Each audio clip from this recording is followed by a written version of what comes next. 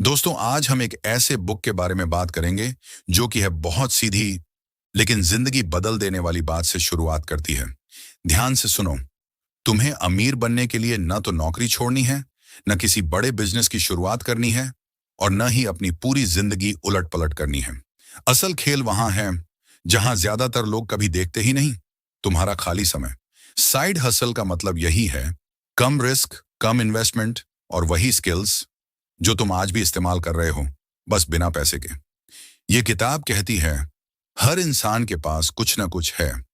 कोई लिख सकता है, कोई सिखा सकता है, कोई डिजाइन करता है, कोई लोगों की प्रॉब्लम सॉल्व करना जानता है और कोई बस अपने एक्सपीरियंस से दूसरों को रास्ता दिखा सकता है। लेकिन दिक्कत यह है, हमने कभी अपनी स्किल को पैसे से जोड़कर सोचा ही नहीं। हम सोचते रहे जब तक बड़ी डिग्री नहीं होगी, जब तक ज्यादा पैसा नहीं होगा, जब तक परफेक्ट आइडिया नहीं मिलेगा। और इसी इंतजार में सबसे कीमती चीज निकल जाती है, वक्त। यह किताब तुम्हें यही सिखाती है। साइड हसल कोई एक्स्ट्रा बोझ नहीं है, यह तुम्हारे फ्यूचर की सेफ्टी नेट है। एक ऐसा रास्ता जो धीरे धीरे शुरू होता है लेकिन सही दिशा में चलता है। और आगे यहीं से असली खेल शुरू होता है। क्योंकि अगला सवाल यह नहीं है कि साइड हसल क्या है। अगला सवाल है, तुम्हारे अंदर वो कौन सी स्किल है जिसे लोग पैसे देकर खरीद सकते हैं और तुम्हें आज तक उसका अंदाजा भी नहीं हुआ। अब जरा सच सच बताओ, जब भी तुम साइड हसल शब्द सुनते हो तो सबसे पहले दिमाग में क्या आता है? कोई नया बिजनेस, कोई बड़ा आइडिया, कोई ऐसा काम जो अभी तुम्हें आता ही नहीं। और यहीं पर ज्यादातर लोग कहानी का सबसे इंपॉर्टेंट मोड मिस कर देते हैं। किताब बहुत शांति से, बिना ज्यादा शोर किए एक लाइन बोलती है, बेस्ट बिजनेस आइडियाज मार्केट में नहीं, तुम्हारी लाइफ में छुपे होते हैं। यह लाइन सुनने में सिंपल है, लेकिन अगर तुम इसे सच में समझ गए तो तुम्हें आइडियाज ढूंढने के लिए कभी बाहर देखने की जरूरत ही नहीं पड़ेगी। क्योंकि समस्या ये नहीं है कि आइडियाज नहीं है, समस्या ये है कि आइडियाज को सही जगह पर नहीं रखा जाता है। कि हमने अपनी जिंदगी को कभी उस नजर से देखा ही नहीं। हम सब मार्केट को देखते रहे, कौन क्या कर रहा है, किसने कितना कमा लिया, कौन सा ट्रेंड चल रहा है, और धीरे धीरे हम अपने ही एक्सपीरियंस को छोटा समझने लगे। लेकिन किताब यहां आकर पूरी डायरेक्शन पलट देती है। वो कहती है, अगर तुम्हें आइडिया चाहिए तो गूगल खोलने से पहले अपनी जिंदगी खोलो। अपने रोज के दिन को देखो, सुबह से शाम तक तुम क्या करते हो, कैसे करते हो और लोग तुमसे क्या एक्सपेक्ट करते हैं। बहुत ध्यान से सोचो, क्या ऐसा कभी हुआ है कि लोग किसी काम के लिए खास तौर पर तुम्हारे पास आए हों? कभी किसी ने कहा हो, यार तू समझा दे, मुझे तुझसे समझ में आ जाता है। कभी किसी ने बोला हो, भाई ये काम तू कर दे, मुझसे नहीं होगा, और तुम्हें वो सब नॉर्मल लगा हो। तुमने शायद हंसकर कहा हो, अरे इसमें क्या है, ये तो आसान है। लेकिन यहीं पर सबसे बड़ा धोखा होता है। जो चीज तुम्हें आसान लगती है वही चीज तुम्हारी ताकत होती है। क्योंकि तुम भूल जाते हो कि वो आसान इसलिए है क्योंकि तुमने उसमें सालों का एक्सपीरियंस डाल रखा है। तुम्हारे लिए वो काम ऑटोमेटिक बन चुका है। लेकिन किसी और के लिए वो कंफ्यूजन है, डर है, स्ट्रगल है। और जहां स्ट्रगल है वहां वैल्यू है। किताब साफ इशारा करती है, साइड हसल उन लोगों के लिए नहीं है जो सबसे ज्यादा जानते हैं। साइड हसल उनके लिए है जो ध्यान देते हैं। ध्यान इस बात पर कि लोग उनसे बार बार क्या पूछते हैं। ध्यान इस बात पर कि लोग किस चीज में अटकते हैं। ध्यान इस बात पर कि वो किस प्रॉब्लम को बिना सोचे समझे सॉल्व कर देते हैं। अब यहां एक और गहरी बात आती है, प्रॉब्लम्स। हम बचपन से सीखते आए हैं कि प्रॉब्लम बुरी चीज होती है। प्रॉब्लम मतलब टेंशन, प्रॉब्लम मतलब हेडेक। लेकिन किताब कहती है, प्रॉब्लम दरअसल इनविटेशन होती है। इनविटेशन इस बात का कि यहां कुछ ऐसा है जो ठीक नहीं है, और अगर तुम इसे ठीक कर सकते हो तो लोग तुम्हें वैल्यू देंगे। अगर तुम किसी का टाइम बचा सकते हो, अगर तुम किसी का कंफ्यूजन कम कर सकते हो, अगर तुम किसी का डर कम कर सकते हो, अगर तुम किसी को सही दिशा दिखा सकते हो, तो समझ लो वहां साइड हसल जन्म ले सकता है। और ध्यान देना, यहां कोई बड़ी बात नहीं हो रही। यहां यह नहीं कहा जा रहा कि तुम्हें दुनिया बदलनी है।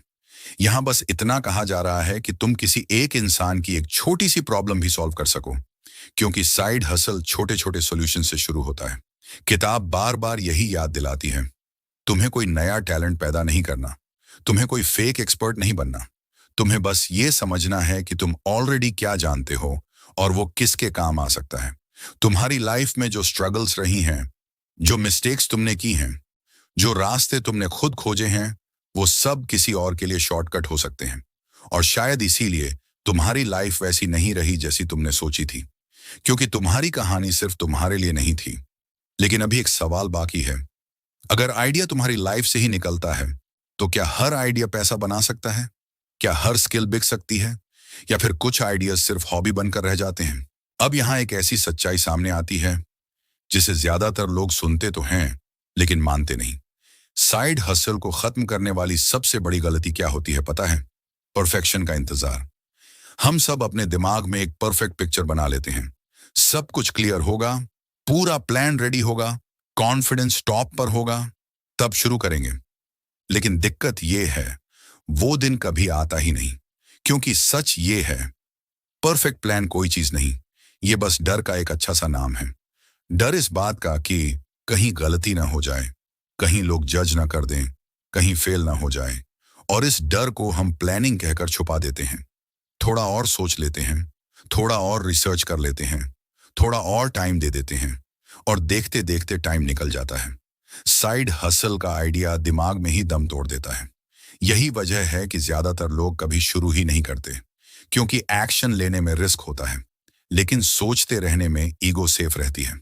सच बोलूं तो साइड हसल कभी परफेक्ट शुरू नहीं होता। पहला वर्जन कमजोर होता है, पहला स्टेप कंफ्यूजिंग होता है, पहला रिजल्ट एवरेज होता है, और यही नॉर्मल है। जो लोग आगे बढ़ते हैं वो छोटा शुरू करते हैं, इतना छोटा कि डर के बावजूद कदम उठाया जा सके, इतना छोटा कि अगर गलती भी हो जाए तो जिंदगी पर असर न पड़े। क्योंकि शुरुआत का मकसद कमाना नहीं होता, शुरुआत का मकसद होता है चलना। जब तुम चलना शुरू करते हो तभी असली सीख मिलती है। सोचने से क्लैरिटी नहीं आती, क्लैरिटी आती है करने से।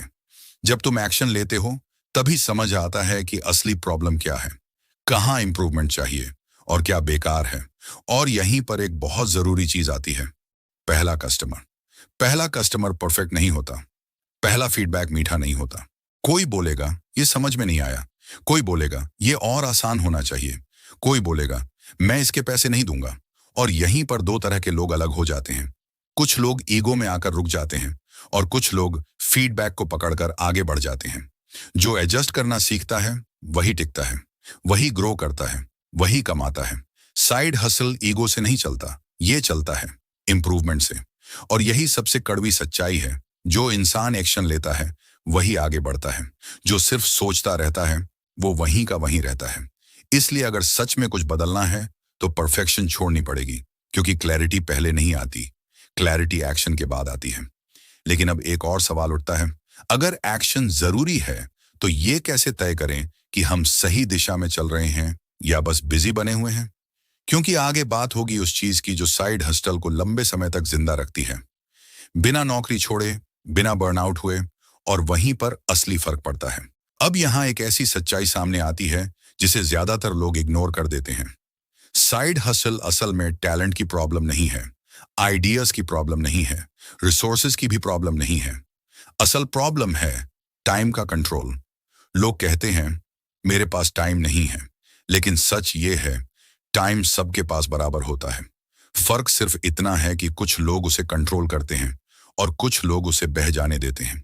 जॉब हो, पढ़ाई हो, घर की जिम्मेदारियां हों, इन सब के साथ साइड हसल पॉसिबल है, लेकिन तब जब तुम टाइम को सीरियसली लेना शुरू कर